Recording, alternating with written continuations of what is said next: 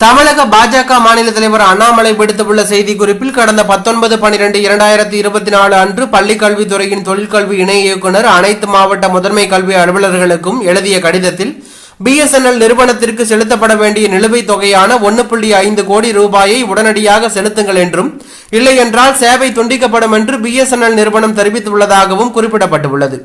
அரசு பள்ளிகளுக்கான இணையதள சேவைக்கான கட்டணம் நிலுவையில் இருப்பதை சுட்டிக்காட்டியதும் கடந்த 2 நாட்களாக நிலுவை இல்லை என்று கூறிக்கொண்டிருந்த பள்ளிக்கல்வித்துறை அமைச்சர் கட்டண நிலுவை இருப்பதை ஆதாரத்துடன் நிரூபித்த பின்னர் அவசரமாக நிலுவையில் உள்ள மொத்த தொகையையும் வழங்கிட பள்ளிக்கல்வித்துறை மூலம் இன்று ஆணை பிறப்பித்துள்ளார்.